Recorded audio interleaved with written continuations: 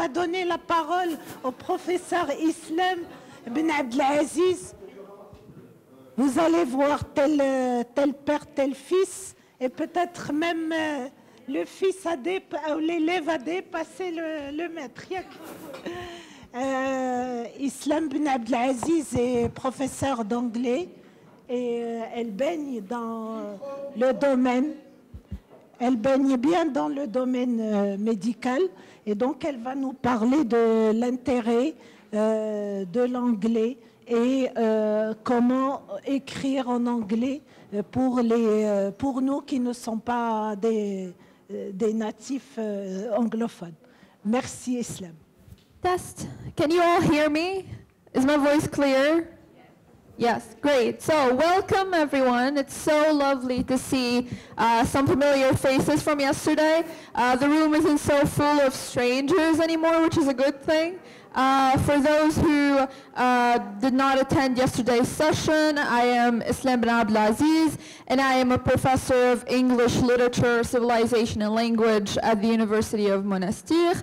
And yesterday, we tackled the issue of scientific writing produced by non-native speakers of English in somewhat of a general term. So we talked about the issue broadly, theoretically speaking, that is. Today we're going to delve more into the practical side of things, and we're going to focus on the top 10 errors made by non-native speakers of English when they are attempting to write scientific research papers in English, okay? Great. So, before we get to do that, let's do a very quick recap of what we saw in yesterday's conference. We started out by identifying the urgency of adopting the English language when writing scientific research. Okay? So we pinpointed 4 reasons why we should embrace English in academic writing. And simply put, these reasons are: first, global accessibility. So writing in English ensures your research is accessible to a global audience. The second reason is increased citation and impact. English publications obviously receive higher citation rates, which increases their scientific impact. The third reason is access to high-impact journals. So most prestigious journals publish in English, which provides much greater visibility. And the fourth and final reason is professional development and networking. Meaning that English proficiency facilitates international collaboration and facilitates professional growth as well, because most international conferences and seminars nowadays are held in English, right? So, that being said, it is important to note that knowing the reasons why you should do something is not the same thing as knowing how to do it. All right? So even if a researcher is 100% convinced of the importance of starting to write in English when it comes to scientific research, even if they are very amply motivated to embark, to kickstart their journey towards scientific greatness or whatever, they can easily be discouraged from the very onset, from the very get-go, once they encounter these disadvantages, the disadvantages that come with being a non-native speaker of English in a very English-saturated field such as science. So, the first hurdle is, of course, reading papers. Non-natives will spend 91% more time reading a full paper in English because of all the linguistic obstacles that might impede them. So sometimes you'd have to read the paragraph over and over in order to make sense of what the author is trying to get across. And usually it has nothing to do with the author's ability to remain clear and concise, but it has all to do with your linguistic abilities. So 91% more time. Imagine how frustrating that could be. This equates to an additional 3 weeks and maybe 3 weeks and a half per year reading the exact same number of articles and publications as a native speaker. 3 weeks more per year. The second disadvantage relates to writing. So of course these statistics have immediate consequences on the time that you will be spending writing your paper. To be able to write your paper, you need to go through lots of readings first, and if reading takes you infinitely more time than a native speaker of English, then writing the paper as well is going to take you lots of time as well. Again, this is due to the lack of linguistic proficiency. When you don't master the language, it creates a lot of hesitancy. You become hesitant, you become insecure. Writing becomes a very painful process that can tend to make you question your ability as a researcher to begin with, which can be very dangerous. The third disadvantage relates to the rate of rejection. Whether you like it or not, this system works against us, and often we find ourselves excluded altogether. On average, your papers will still be rejected 2.6 times more often by journals. This will absolutely accelerate your academic burnout. You will feel like your resources are being drained without really getting any satisfaction whatsoever back in return. And let's consider a better case scenario. If your paper isn't rejected, you will still be asked to revise it 12.5 times more often than your native English-speaking counterparts. That's insane, right? The fifth disadvantage is about the vicious circle. The fifth problem relates to the vicious circle of seminars and conferences. While most of us are very aware that attending international conferences is key to developing our linguistic abilities to be comfortable with the language that is, they're also very important when it comes to networking, building new relationships in the domain, in the field. We are also very hesitant to register because we are not confident enough in the language. We struggle with writing as it is, let alone trying to communicate our pieces of writing orally to perhaps an English proficient audience. So, do you see this vicious circle, like knowing you need to attend conferences to improve your English, but then not registering in conferences because you also need to improve your English before you start attending conferences? It goes on and on. Again, best case scenario, we're trying to be optimistic here.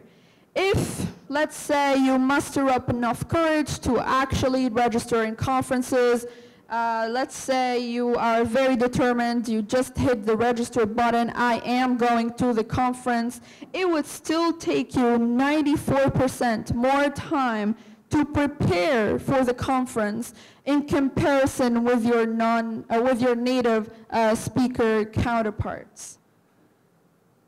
So, we can imagine that such experiences ultimately drive people out of scientific careers very, very early. So the discrepancy between the effort put and the result that we acquire is insane, and we could leave the most, it could leave like the most hard-working people of us feeling very insecure and simply not good enough for science. Eventually, led by a reward system in our brain that is not getting rewarded at all, we choose to take the road most traveled, but also the road that is most mind-numbing, which is AI. We take it as an artificial intelligence. We take it as our Lord and Savior. We think it easy to just save up time by writing the research paper in French or Arabic or whatever language you are comfortable with, and then just copy-pasting the entire paper onto AI, ChatGPT or whatever, and then getting the full paper back in return in English. Problem solved, right? So we tend to trust artificial intelligence, we tend to trust ChatGPT with our scientific papers, but we also, ultimately, we end up trusting it with our reputation as scholars, as academics, really, in the field. The question is, should we? Should we trust ChatGPT?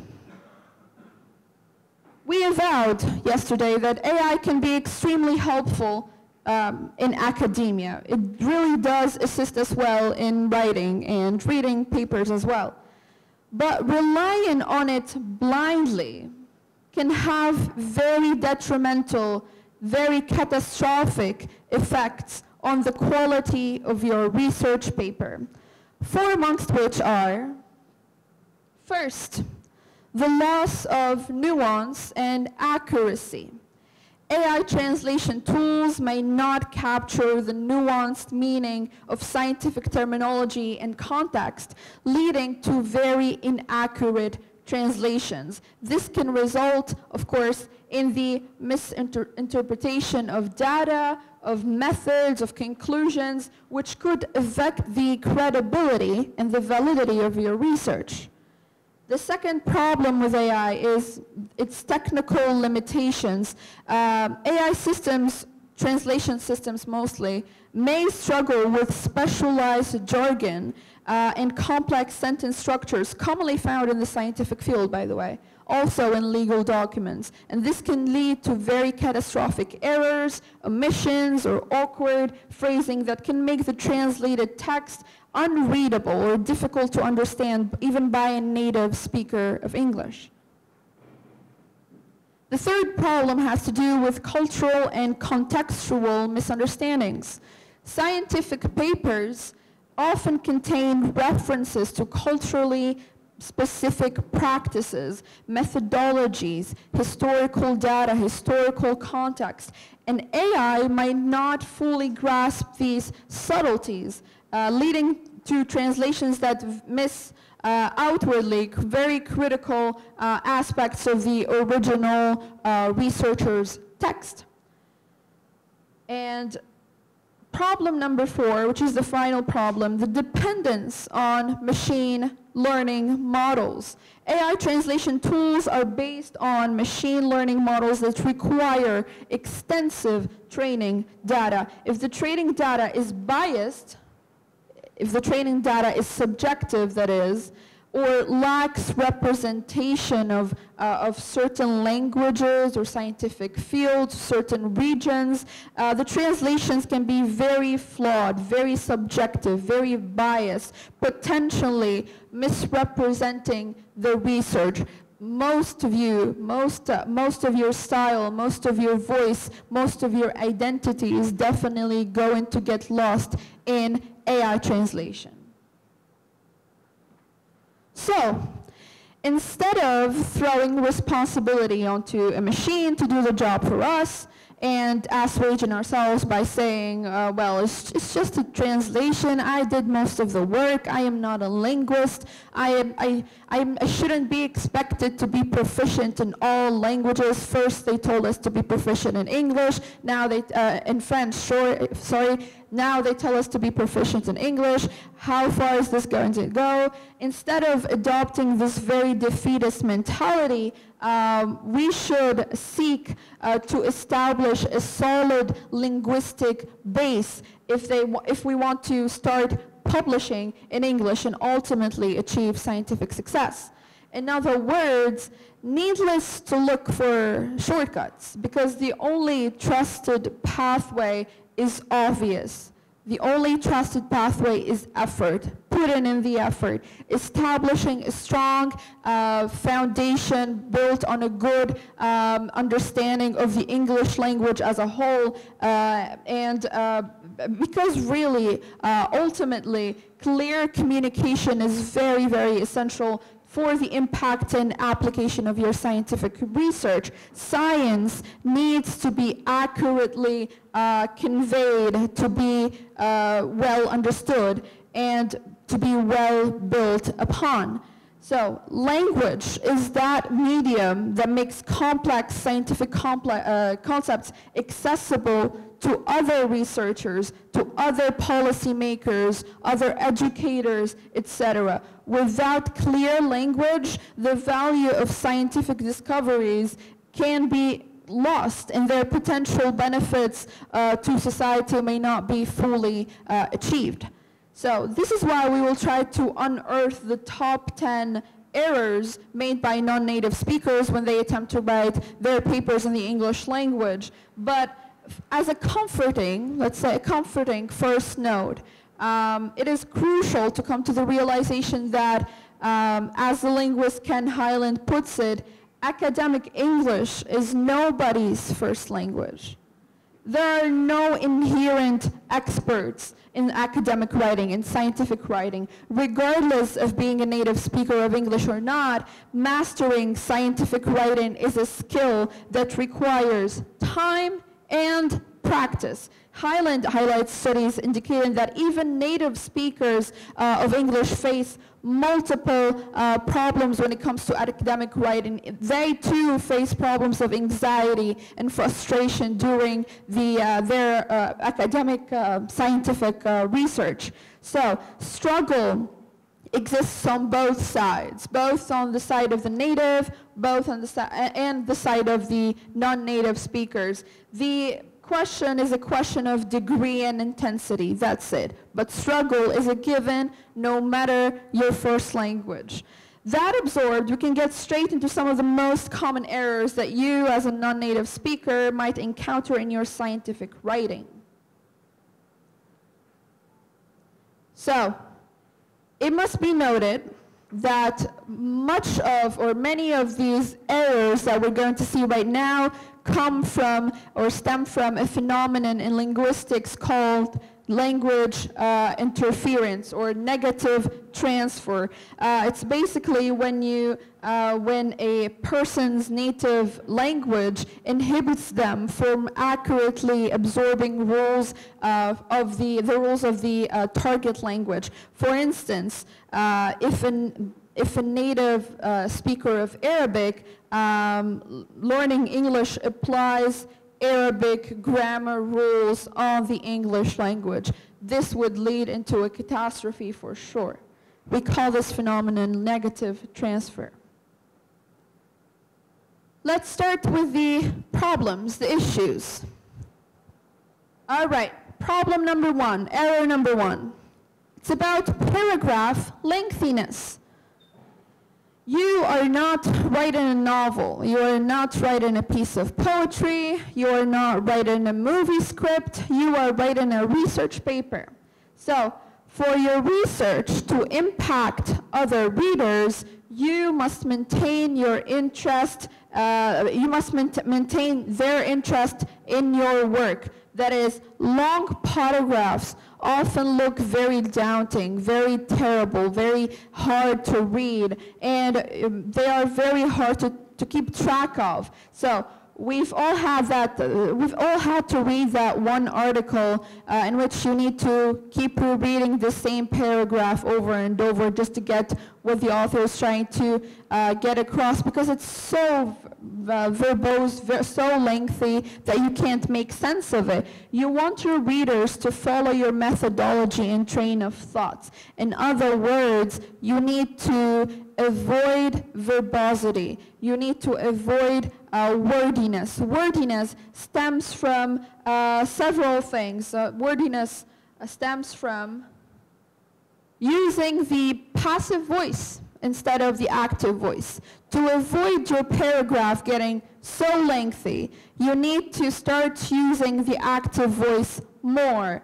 So, for example, instead of saying, it was found that the solution had a high pH level, just say, the solution has a high pH level. It makes things way clearer, all right? So instead of saying it is admitted by the group of researchers that the results are biased, just say the group of researchers admitted the biased nature of the results. Take the passive form, which is very common in the Arabic language, and turn it into the active form, all right? This way, you save up space, you save up time, all right? Precious time of the reader. A second way you can avoid lengthy paragraphs is to omit, delete, that is, delete unnecessary words. So instead of saying the team made an analysis of the data, just say the team analyzed the data. This is a very common mistake among non-native speakers of English when they try to write scientific research. Similarly, when instead of saying to make an examination of, say examine. Instead of saying presenting a comparison of, just say compare. Instead of to be in an agreement with, just say agree with. There are many filler words in English that you can delete easily, and that way you can make the paragraph sound more and more clear. All right, the second most featured type of errors has to do with tenses, grammar, that is, conjugation of verbs. Changes in verb tenses is highly noticeable, and it can definitely interrupt the flow of your article, causing reader confusion. So the trick is use consistent tenses. Don't start juggling the past and the future and the present in the same sentence. You need to keep the parallelism. For example, let's take one instance of a sentence where there is inconsistent tense use. Quote, in the experiment, we measured the reaction time of participants.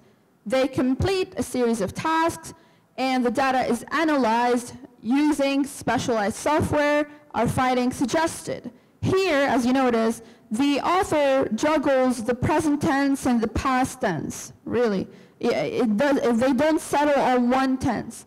How can we correct that? We could say, in the experiment, we measured, and then they completed, and then the data was analyzed, and then the intervention was effective. So if you want to use the past simple, stick with the past simple. Don't start juggling tenses. If you are confused as to when to use each tense, broadly speaking, in scientific writing, here's a very, very concise guide. All right, let's start with the past. When to use the past tense. We use the past tense in scientific papers usually for finished actions, such as we collected blood samples. Consequently, astronomers decided to rename. These are finished actions. We're not going to go back to them. It's done. It's in the past. You use the past. The second use of the past simple, or the past tense at large, is for reported work. So Jakonski reported a similar growth rate, etc., etc. In 2009, True published an alternative method. These are reported works, works that you cite. Use past tense when you're referring to them. The third use of the past tense is for observations, remarks, that is. The mice in group A developed on average twice as much, etc. The number of defects increased sharply, etc. The conversion rate was close to 95%, all right? These are for observations. What about the present tense? We use the present tense for general truths, facts, all right? Things that no one can disagree about. For example, microbes in the human gut have a profound influence on whatever. All right? Smoking increases the risk of coronary heart disease. No one can contest that. It's a general truth, so you use the present tense. We also use the present tense for atemporal truths, facts that don't necessarily have a relationship with time. as is. So for example, this paper presents the results of whatever. And the section 3.1 explains the difference between. So you use the present tense. What about the future? There's one singular possibility of using the future in your scientific papers. And it is mainly for perspectives. So, for example, in a follow-up experiment, in the next experience, hopefully, we will study the role of whatever. The influence of temperature will be the object of future research. So whenever you're referring to potentialities, to perspectives that are not yet achieved, opt for the future tense.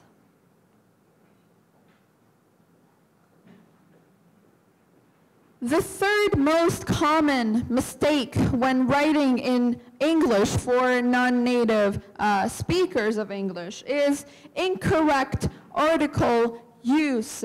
So English, we use the article the for definite nouns, that is precise nouns, known entities, that is.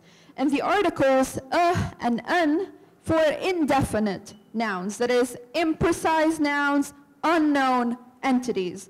In Arabic, the definite article is used way more often than in English. We have alif lam at-ta'rif, right? So as a result, native Arabic speakers may overuse the definite article the in English when writing their manuscripts in the language. This is a case of negative transfer from Arabic to English. For example, let's say, while the correct sentence should read as survey results indicated high satisfaction levels, Arabic speakers might feel the need to add the in the beginning of the sentence when it's not necessary at all. And actually, it kind of reads as something weird for the native speaker. So instead of saying survey results indicated whatever, they would say these survey results indicated high satisfaction level. It makes sense, but it is not native English. So you should try to eliminate it. Additionally, because Arabic lacks an indefinite article, we don't have an indefinite article in Arabic, native Arabic speakers often underuse indefinite articles. So for example, when an English sentence should be, metformin is an effective treatment of type 2 diabetes, the Arabic language speaker would say something like, metformin is effective treatment for type 2 diabetes. They would just delete the necessary indefinite article n. So this is a negative kind of transfer from Arabic because they would otherwise say المتفورمين علاج فعال.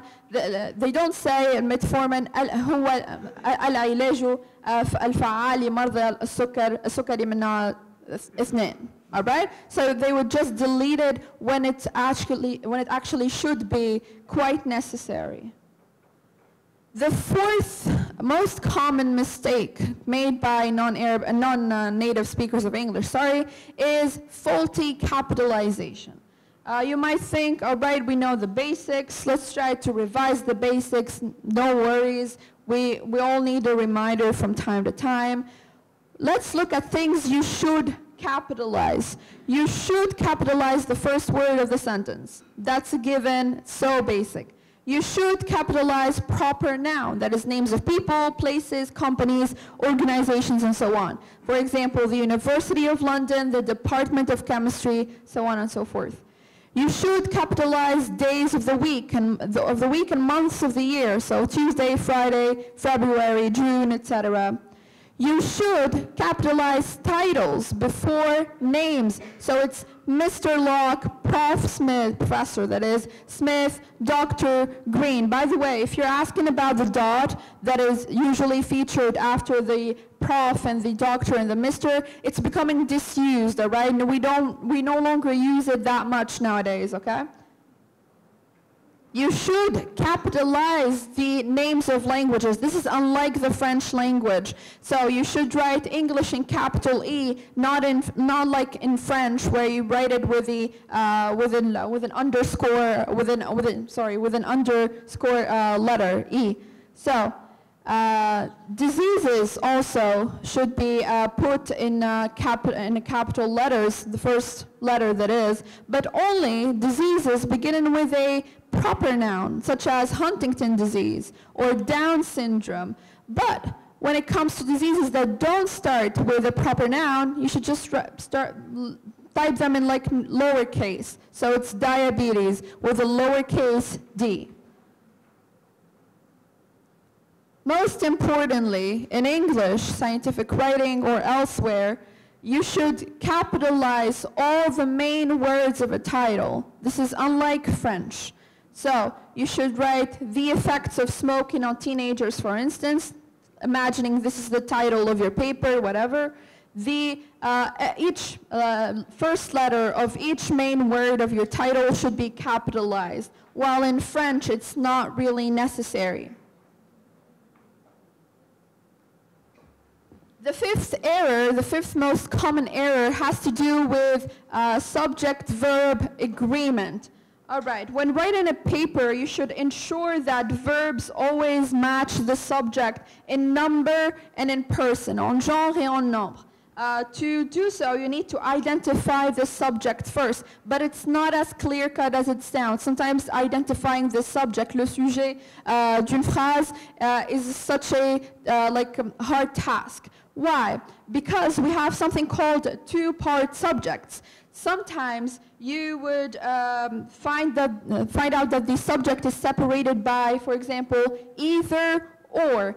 And in this case, you need to accord the verb with the nearest noun from the verb. For example, when we say either the researcher or the assistants are responsible, we used are here because the closest noun to the verb is the assistants. The assistants is in the plural form, so you have to use the plural verb form, okay?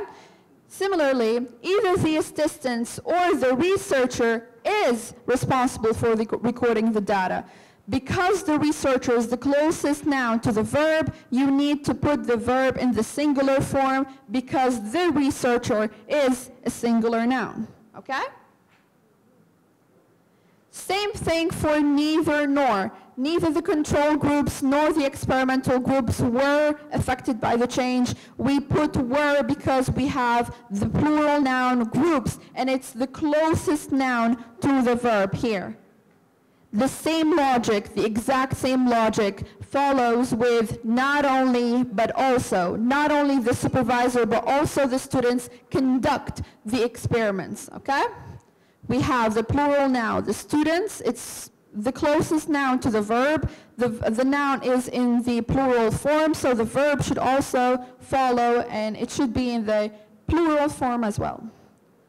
The second issue is confusing nouns.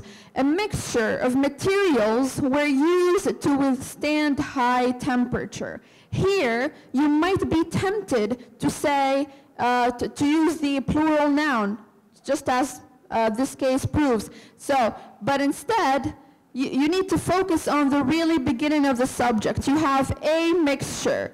A mixture, this is a singular noun. You shouldn't focus on the tail of the noun. You should focus on the beginning of the noun. The subject is mixture, not materials. So the verb needs to be conjugated according to the singular model. So a mixture of materials was used to withstand high temperature.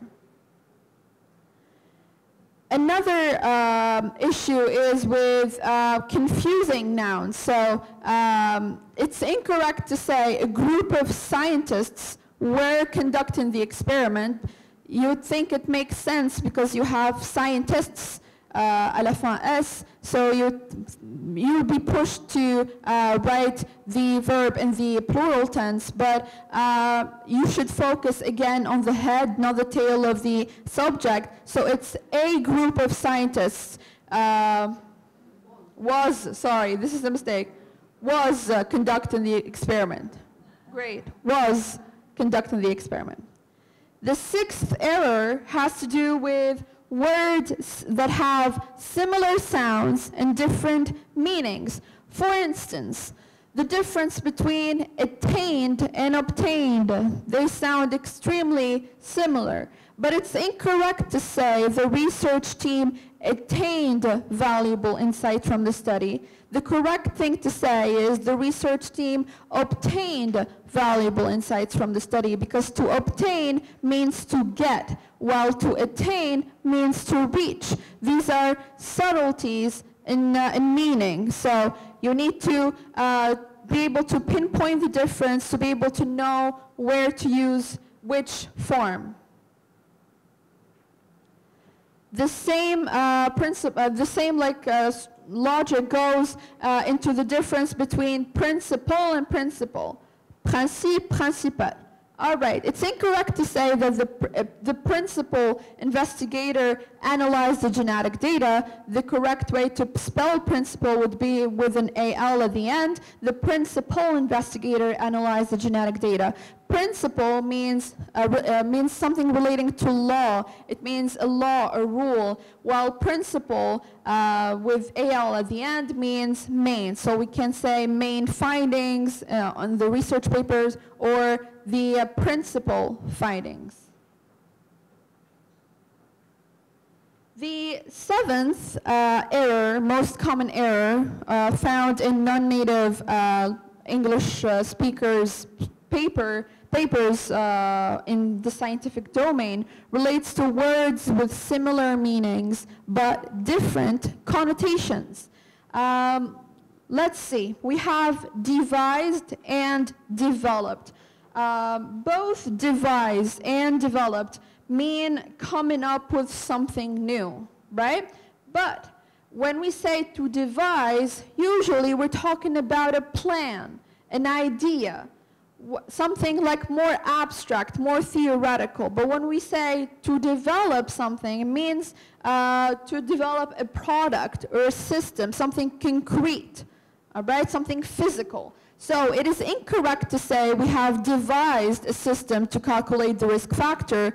It is correct to say we have developed a system to calculate the risk factor. Same logic goes with alternate and alternative.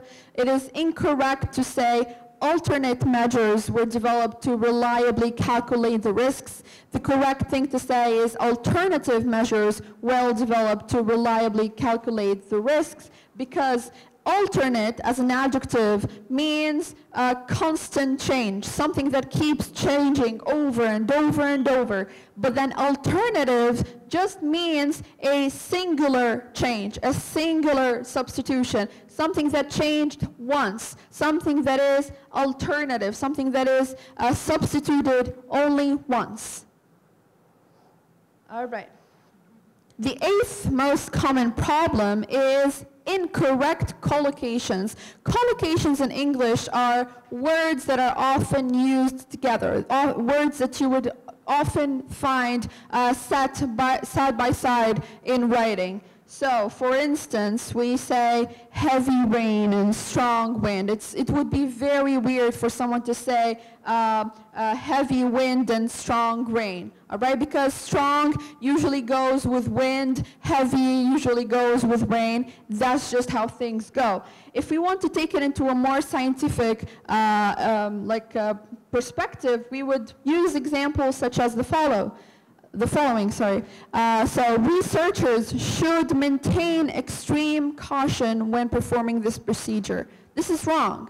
The correct answer would be research should exercise extreme caution when performing this procedure, because we have to exercise caution. That's our collocation. We don't really use to maintain caution. It is correct, it is grammatically right, it is grammatically well structured, nothing is wrong with it grammatically, but again, it is not native. Native people don't really use it that way. All right, another misuse of collocation. This device was constructed to withstand extreme variations in temperature. We don't use constructed with withstand, we use designed. So this device was designed to withstand extreme variations in temperature. Designed to withstand is our collocation here. One more example, only 40% of the samples showed entire compliance for the required characteristics. That is incorrect. The correct version of this would be only 40% of the samples showed full compliance for the required characteristics. The collocation that we're looking for here is full compliance, not entire compliance. Again, it is perfectly grammatical, it is perfectly sensical, but still it is not native to use entire compliance. The correct form is full compliance. Yes, fully complying, yes. But you just change the form of compliance, so you don't use the noun, you use the adjective, all right? Fully complied with. The ninth error is faulty use of hyphens or the dashes, all right? Compound nouns never, ever take a hyphen. They never take a dash. So, for example, when we want to say, what was the dose response of cortico, how can you pronounce that? Corticoids, yes, in bone marrow cells. So we don't add the dash between bone and marrow because that is a compound noun. Compound nouns never take hyphens. But compound adjectives do take hyphens, do take dashes. The same example we carried out, you say it, dose response experiments. Here the adjective dose response modifies the noun experiments in the bone marrow. You have other examples, you're free to take a look at them later. All right. And the final error, the 10th error, the most common error is false friends, les faux amis. So, sensible in French, sensible in French, doesn't mean sensible in English. Sensible in English means wise. If you want to look for the English word, it's sensitive. Similarly to actuellement. Actuellement in French doesn't mean actually in English. It means en fait. It means currently in English. Demander, it's not demand in English, that's nécessité. It's ask, to ask forcibly. Réaliser, it's not to realize in English. Realize means se rendre compte. It means to accomplish. All right.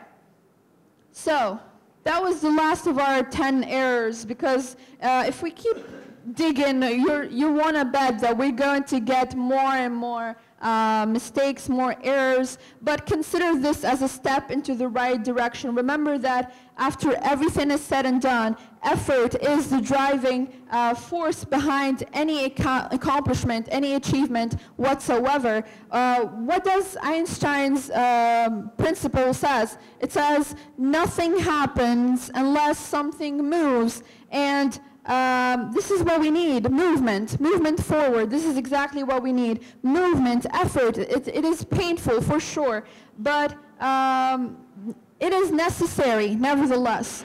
However, I want to reiterate one thing, just one thing before closing. This is the one thing you need to take home with you. It is, no one speaks academic writing or scientific research natively. Again, struggle exists on both sides. It just varies in degree and intensity.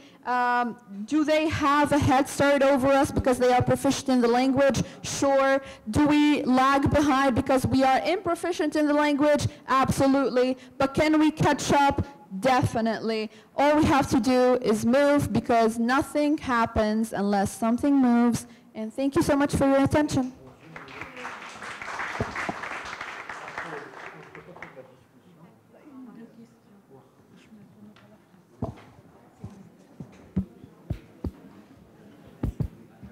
Merci beaucoup, professeur Islam Ben Abdelaziz, pour cette présentation très claire et intéressante. S'il vous plaît, un petit peu de patience. On a presque fini. Ouais. Donc, je remercie professeur Islam Ben Abdelaziz pour cette belle présentation qui nous a donné un petit peu des conseils en fait très précieux pour améliorer notre façon de rédiger les articles en anglais. Et là, vous avez fait ça sous forme d'erreur à éviter, ce qui est très, très pertinent. Et je pense que ça va être très bénéfique pour l'assistance. Donc, est-ce que vous avez quelques questions avant de conclure? Just one, thank you so much for your presentation. It was very interesting. I have a question for my seniors, for my professors. Maybe the solution is to switch everything in English, maybe, since the first year, all our studies, because we need to assimilate all our studies in English so we can be able to understand, to write and read and everything. How you ask us to be good in Arabic, as you encourage us, to be in this faculty, like to speak like Molière here, literally like Molière, and at the end, you invite this very brilliant professor to teach us not how, the errors that we don't have to do. So it seems illogic for me. Alors, il y a une question, oui, tout à l'heure, on va vous donner la parole. Merci beaucoup, merci, professeur. Islam, c'est très intéressant. Très, très rapidement, An-Nidal, donc la lutte, pour essayer de remplacer le français par l'anglais dans nos études. Mais elle ne doit pas prendre la place du français. Elle doit être une deuxième langue. Et la première langue doit être notre langue. Parce que sinon, nous sommes des lions de l'Atlas. Nous sommes des lions africains. Si on veut marcher comme le coq, ça ne va pas nous arranger. Donc, il faut être fier de notre langue d'origine. Il faut réfléchir avec langue. Sinon, on va être des clones des autres, alors que l'humanité a besoin d'une diversité pour réussir. Bon, rapidement, vous avez un petit complément, mais sinon, je vous prie d'être très, très concis, parce qu'à 16h30, il y aura les communications orales. Et nous avons maintenant 25 minutes pour la pause. Donc, il y aura une question, et ensuite, on donnera la parole de la fin au professeur Islam. Oui, donnez, s'il vous plaît, le...